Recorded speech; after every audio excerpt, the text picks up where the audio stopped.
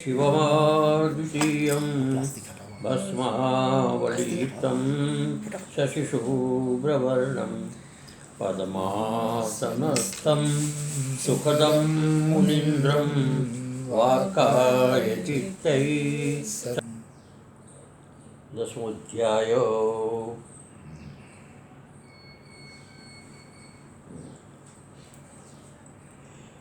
श्रीभगवानुवाच भूय एव महाबाहो शृणु मे परमं वच यत्तेऽहं प्रीयमाणाय वक्ष्यामि हितकाम्यया न मे विदुषुरगणाः प्रभवं न महर्षय अहमादिर्हि देवानां महर्षिणां च सर्वसो यो मामजमनादिं च वेत्ति लोकमहेश्वरम् असम्मूढसमर्थेषु सर्वपापैः प्रमुच्यते बुद्धिर्ज्ञानमसम्मोहः क्षमा सत्यं दमः शमः सुखं दुःखं भावो भयं च भयमेव च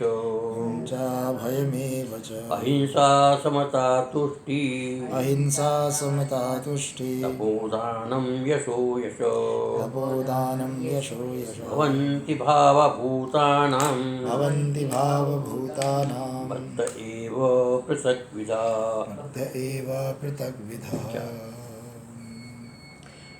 हम 10वां अध्याय प्रारंभ कर रहे हैं और इसमें 10वें अध्याय की भूमिका में बताते हैं कि पीछे 3 अध्याय 7, 8, 9 ये 3 अध्याय को विस्तार से ये तत्पदार्थ का जो है यहाँ पर विश्लेषण व्याख्या की गई है।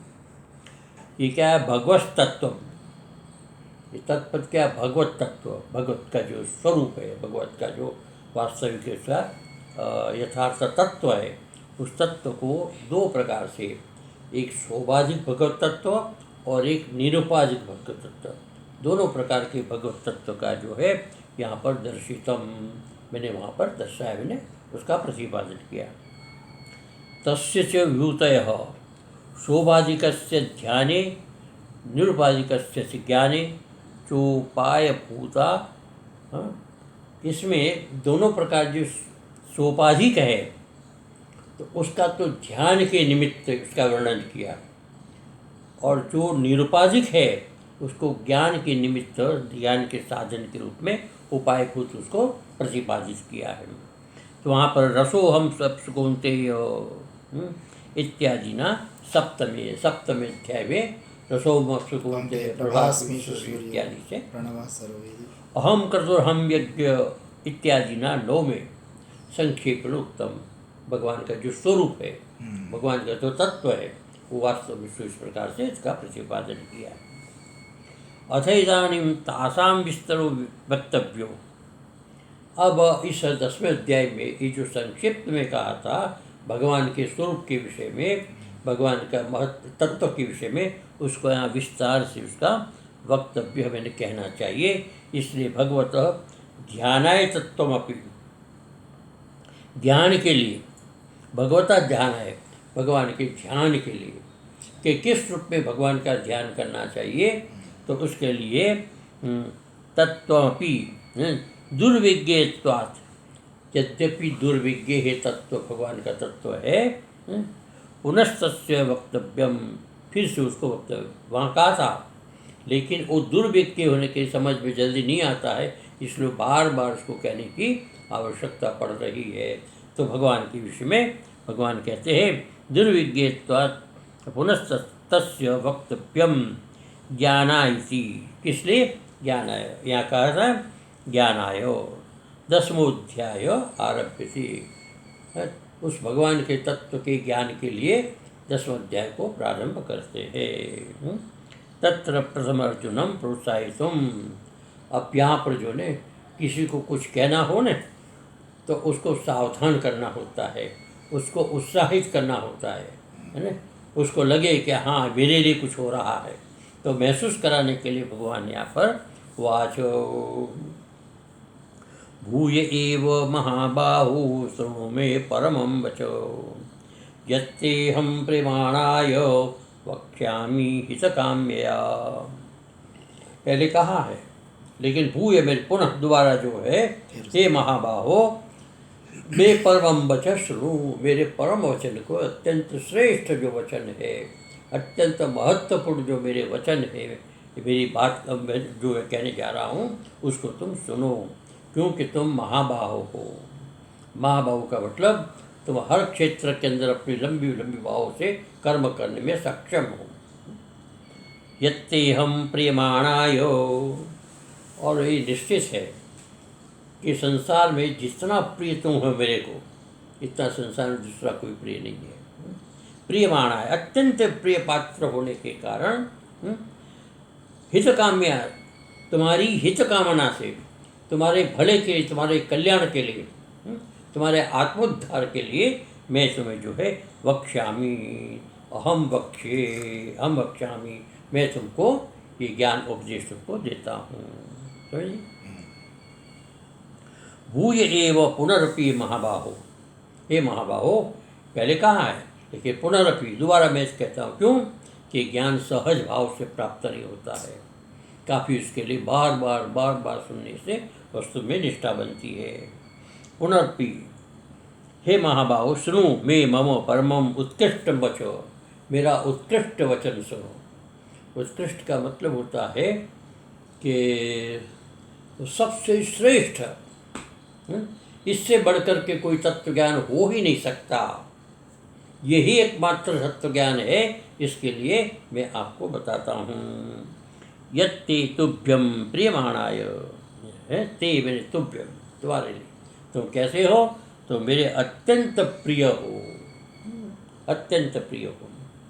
मद वचनाद अमृतपानादिव प्रीति अनुभव से, तो क्या है, देखो एक बात है, हमें उस व्यक्ति पर अत्यंत प्रसन्नता होती है कि हम यदि उसको कुछ कहते हैं और बड़े तल्लीनता से सुनता है और सुन करके उसका अनुभव करने के लिए प्रयत्न करता है, तो वो आदमी बहुत प्रिय लगेगा।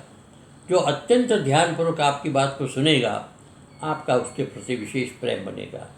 तो कहते तुमने जो इतना ही सुना, पीछे बड़े प्रेम से सुना है, एकाग्रता से सुना है, और सुन करके समझ करके तुमने जो जो तुम्हारे मन के अंदर किसी विभिन्न प्रकार की शंका है उसका समाधान भी तुमने किया। इस कारण से जो है वास्तव में लगता है कि तुम यथार्थ में श्रोता हो, सुनने वाले हो। इसलिए मुझे तुम्हारे प्रति, मैं अपने अनुभव को किसी व्यक्ति विशेष को दूं और वहाँ मेरे अनुभव सफल और सार्थक हो, तो उससे बढ़कर की क्या प्रसन्नता हो सकती है। तो भगवान कहते हैं मेरे को, मैं जो अपना अनुभव, अपना ज्ञान जो तुमको देता हूँ, वो तुम्हारे जैसे पात्र में जाकर के सार्थक हो रहा है, इसके कारण मैं अत्यंत प्रसन्न हूँ। प्रियमाणाय मद्वचनामृतपानात्, मेरे वचन रूपी अमृत पान के द्वारा, पान से प्रीति में अनुभवते, तुम प्रीति का अनुभव करते हो, तुम उसके प्रति अत्यंत राग से उसको सुनते हो, अत्यंत स्नेहभाव से श्रवण करते हो। वक्ष्यामि, मैं इसलिए हम वक्ष्यामि, इसलिए मैं तुमको उससे आगे की बात में बताऊंगा। परमाप्तस्त्वम, तुम परम आप्त हो, आप्त मैंने यथार्थ वक्ता, तुम परम आप्त होने के कारण हित काम्या, इष्ट प्राप्ति इच्छया, तुम्हारी हित कामना के लिए मैं कहता हूँ। तुम्हारी हित कामना का मतलब तुम्हारी इष्ट कामना, जो तुम चाहते हो, इस संसार के बंधन से मुक्त होना चाहते हो, इस दृष्टि से मैं तुमको ये उपदेश देना चाहता हूँ।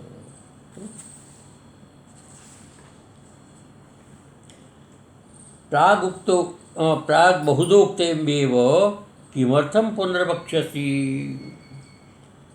प्रश्न करते कि आपने पहले तो बहुत बार कहा ये है, वक्ष्यामि वक्ष्यामि वक्ष्यामि कहा, और आपने कहा भी, ज्ञान के विषय में काफ़ी कुछ होता है, फिर आप दोबारा कहने की क्यों इच्छा रखते, क्यों कहना चाहते हैं? तो भगवान कहते हैं पुनर्वक्षसी त्याह। वास्तव में क्या है, न मे विदु सुरना न प्रभव न मर्षय अहम आदि से देवानाम महर्षिनाम च सर्वस्व। वास्तविक क्या है कि मैंने बहुत कुछ कहा है लेकिन जानता कोई नहीं। मैंने इतना सब कुछ कहा है लेकिन इसको जानने वाला कोई नहीं है। अब देखो, हम लोग वर्षों से सुनते आ रहे, भगवान के विषय में सुनते, ज्ञान के विषय में सुनते, आत्मा परमात्मा के विषय में जानते, लेकिन देखा जाए तो हमको कुछ भी पता नहीं। हम यदि पता होता, विषय विश्वास होता तो हम रास्ते पर चल पड़े होते, लेकिन हम नहीं चले क्योंकि हमारी समझ से बाहर है वो। कभी कभी तो ऐसा लगता है कि ये सब कुछ सत्य दिखाई देता है, फिर असत्य कैसे? त्रिकाला तीनों काल में जिसका भाव नहीं है, ऐसा संसार कहता है ही नहीं, अब दिखाई देता है नहीं, कैसे मानेंगे? तो कहते ये बात सामान्य रूप से समझ में नहीं आती है। आपको तो कह के बड़े बड़े सुरगणा और बड़े बड़े महर्षि है, वो भी इसको नहीं समझ पाते हैं। न मे विदु सुरगणा प्रभवम न महर्षय, कहते महर्षय सुरगणा जो है न प्रभवम न विदु, मैं प्रभाव, मेरे जो प्रभाव है उसको वो लोग नहीं जानते। प्रभाव है ना, प्रभाव, मेरे प्रभाव को बड़े बड़े देवता और बड़े बड़े महर्षि जो है, ऋषि मुनि जो है, वो भी नहीं जान पाते। अहम आदि ही देवानाम, मैं देवताओं का आदि हूँ, कैसे जानेंगे? और महर्षि नाम से सर्व, और महर्षियों का भी आदि हूँ, मैं सबका आदि हूँ। तो जो ऐसा होता है कि पुत्र पिता को भली भांति नहीं जान सकता। पुत्र का जन्म आज हुआ है, 5, 10, 15, 20, 25 वर्ष का हुआ, और पिता बहुत बड़ा है, उसका अनुभव बहुत विस्तृत है, उनके अपने जीवन के अनेक प्रकार की अनुभूतियाँ हैं, वो सब पुत्र को भान में, जानकारी में नहीं होता है। पुत्र वहाँ तक पहुँचेगा तब जाकर उसको पता चलेगा। इसलिए कहते हैं कि जो मेरे से उत्पन्न हुआ है वो मेरे को कैसे जान पाएगा? प्रभवम प्रभावम प्रभु शक्ति अतिशयम, ये प्रभाव जो है कि प्रभु की जो शक्ति है वो शक्ति का अतिशय, कहते उस शक्ति की चिंतना नहीं कर सकते। भगवान में कितनी शक्ति है इसका कोई आकलन कर सकता है? नहीं कर सकता।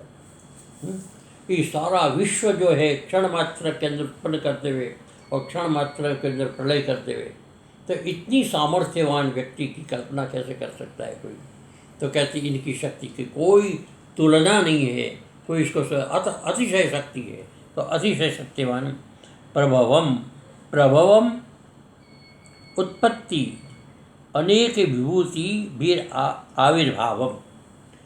प्रभवम क्या है तो कि उत्पत्ति, ये अनेक उत्पत्ति, अनेक विध, अनेक प्रकार की विभूति जो है वो विभूति का आविर्भाव, परमात्मा से, उस परमात्मा से अनेक प्रकार की विभूतियों का आविर्भाव हुआ है, उसी परमात्मा से सारा विस्तार हुआ है। तो अब ये सोचो कि कितनी उसके अंदर सामर्थ्य होगी, तो इतना बड़ा आकाश, पृथ्वी, तेज, वायु, जल, ये सबको उत्पन्न किया है।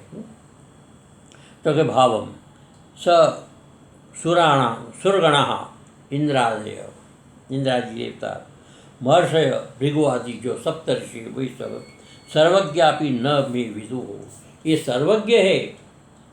इंद्रादि जो है अपेक्षाकृत सर्वज्ञ, त्रिकालदर्शी है, लेकिन सब सीमित है। त्रिकालदर्शी है लेकिन वो परमात्मा के समान सर्वज्ञ नहीं है, तो कहते कि ये सर्वज्ञ होते हुए भी देवता और असुर और देवता और ऋषि वो मेरे को फिर भी नहीं जान सकते। अब देखो ने कि भगवान की माया से कितने मोहित हो जाते, बड़े बड़े ऋषि, बड़े बड़े देवता, इंद्रादि देवता, अहंकार में आ जाते, अभिमान में आ जाते, क्राम क्रोध लोभ में आ जाते हैं और वहाँ से उसको अपना एक प्रकार से पतन हो जाता है। तो कहते हैं उनको बिना जानने न जानने के कारण इंद्रादि वर्षश्च ऋग्वादे सर्वज्ञापि न मे विदु, सर्वज्ञ होते हुए भी मेरे तत्व को, मेरे यथार्थ स्वरूप को वो नहीं जानते हैं। तेषां तदज्ञाने हेतु आह, उनके अज्ञान में हेतु क्या है, न जानने में कारण क्या है। वे लोग जो है ऋषि और देवता जो है परमात्मा को जान नहीं पाते हैं, उसमें हेतु क्या है। अहम ही यस्मात् सर्वेषां देवानां वर्षणां च सर्वस्य सर्वैः प्रकारे उत्पादकत्वेन बुद्ध्यादि प्रवृत्तकत्वेन च निमित्तत्वे उपादानत्वेन च इति वा आदि कारणम, मैं आदि कारण हूँ उसका, मैं उसका आदि कारण। कैसे आदि कारण है? तो अहम ही सर्व यस्मात् सर्वेषां देवानां, सर्वदेव, जितने भी संसार में देवता है, जितने भी संसार में ऋषि है, जितने भी मनुष्य है, जितने भी पशु पक्षी, जितने भी दानव देव दैत्य है, सब कुछ है, सर्वस, ये जितने भी संसार के जीवा जंगम स्थावर है, अर्थात प्राणी मात्र, जड़ अचेतन, दोनों के दोनों जो है सर्व प्रकारे उत्पादकत्वेन, मैं सबका उत्पादक हूँ, जो है ना, मैं सबको पैदा करने वाला, मैं सबको आविष्कृत करने वाला हूँ।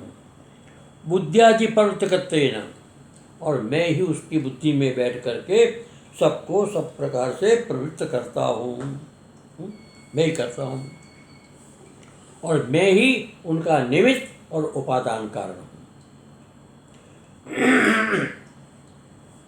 उपादान कारण कहते हैं जिस प्रकार से मिट्टी घड़े का उपादान कारण है, मिट्टी से घड़ा उत्पन्न होता है, और घड़ा को बनाता कौन है? कुम्हार, वो कर्ता हो गया। तो उपादान कारण मिट्टी है और निमित्त कारण है कुम्हार, तो वहाँ दोनों अलग है। लेकिन कहते भगवान कहते हैं मैं इस जगत का उपादान कारण भी मैं हूँ और निमित्त कारण भी मैं हूँ, मेरे से ही उत्पन्न होता है और मैं ही उत्पन्न करता हूँ। इसलिए कहते मैं सर्व का, सबका मूल कारण हूँ, इसलिए चेति आदि कारणम, मैं सबका आदि कारण हूँ। आदि कारण होने के कारण अतो मद विकारास्ते, इसलिए मेरे विकार है, जिससे जो चीज़ उत्पन्न होती है उसका विकार कहते हैं। अच्छा, पुत्र है, माता पिता का विकार होता है, समझे, पुत्र माता पिता का विकार है। आम जो बीज का विकार होता है, तो कारण का कार्य जो है इसका विकार होता है। इसी प्रकार की सारा का सारा जगत जो है वो विकार है। मद विकारा से मत प्रभाव न जानती, इसलिए वो मेरे प्रभाव को नहीं जानते। जिसको सांख्य में विकृति कहा, वही विकृति जिसको कहा गया, हाँ, प्रकृति की विकार का मतलब उससे अलग हुआ, उससे अलग। तो मत प्रभाव न जानती, अब मेरे विकार मेरे को क्या जानेगा, है ना।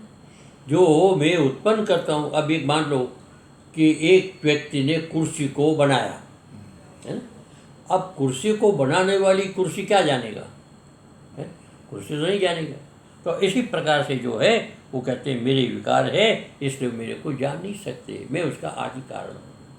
अब हम लोगों को कहाँ पता चलता है कि भगवान हमारे आदि कारण है, अभिन्न निमित्त उपादान कारण है।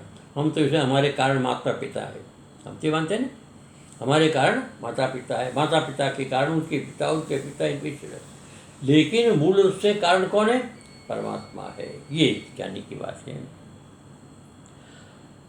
महाफलत्वाच्च कश्चिदेव भगवत प्रभाव वेत्ति, ये महाफल है, सर्वोत्कृष्ट फल, धर्म अर्थ काम, ये पुरुषार्थ है। लेकिन परम पुरुषार्थ जो है उसको कहते हैं मोक्ष को, महाफल। इसमें कहा ना कि न मांसभक्षणे दोष न मद्ये न मैथुने प्रवृत्तिरेषा भूतानां निवृत्तिस्तु महाफला।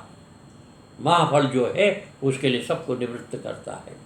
तो ये महाफलत्वाच ये सबसे बड़ा परिणाम है, यानी कि अंतिम फल है, अंतिम परिणाम है। इस कारण से कष्टिदेव भगवत प्रभाव व्यक्ति, कोई एक व्यक्ति, लाखों में कोई एक व्यक्ति भगवान के इस विलक्षण प्रभाव को समझ सकता है, जान सकता है।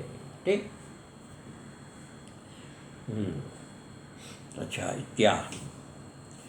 और महाफल के विषय में बताए, यो मामजमदानिं च वित्तिलोक महेश्वरम असम्मूढ़ समर्थेषु सर्वपापे प्रमुच्यते।